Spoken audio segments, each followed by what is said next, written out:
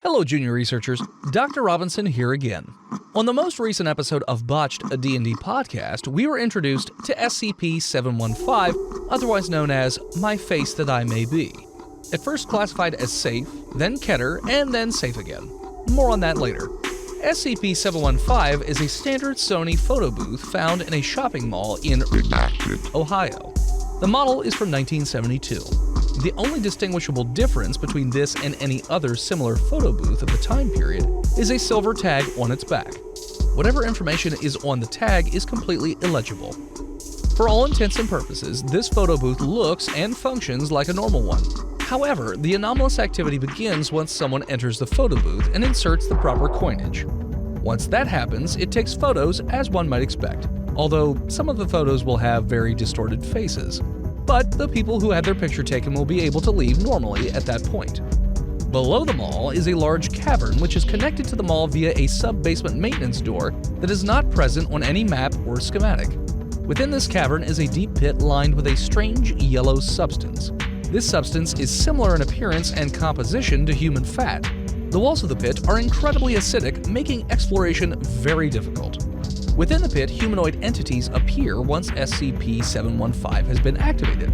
These humanoids look exactly like the person whose picture was taken, with one major difference. Their faces are gone.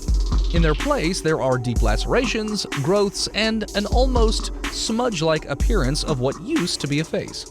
These instances, designated SCP-715-A, appear to be aggressive, chasing after those that left the photo booth.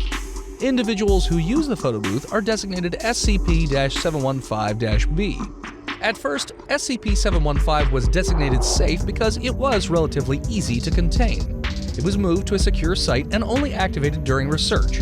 Instances of SCP-715-A that would appear in the pit would then be terminated.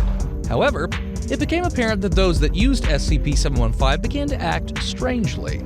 When subjected to a camera capable of removing reality-warping distortions, SCP-715-B instances are actually the creations of the photo booth, their faces distorted and smudged. Those found in the pit, SCP-715-A, when subjected to the same camera were discovered to be the actual people before they went into the photo booth. When this was discovered, SCP-715 was designated Keter and was locked down even further.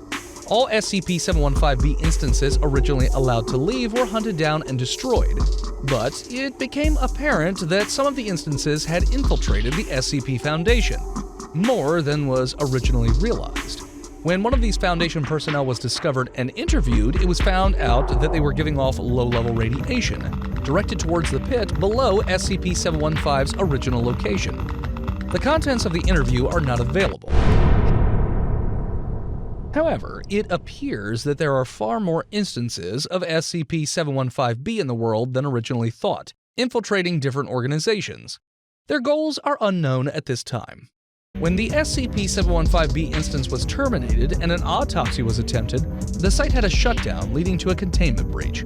During this time, security cameras caught several Foundation personnel who were also instances of SCP-715-B removing the body. The only thing left behind, aside from that poor dead researcher attempting to do the autopsy, was a disturbing photo of a group of people with distorted faces. The photo had the following written on it: "My ears that I may hear, my eyes that I may see, my mouth that I may speak, do not touch my face." After this incident, SCP-715 was redesignated as safe and instances of SCP-715-B were left alone. Unfortunately, instances of SCP-715-A are kept in the pit and any that escape are terminated. Apparently, whatever that one instance of SCP-715-B told his interrogators, it was enough to scare the Foundation enough not to take any chances in agitating them. The next time you find yourself taking photos at a photo booth, be careful. You may be losing a lot more than just a few coins. Thank you, junior researchers. This is Dr. Robinson, signing off.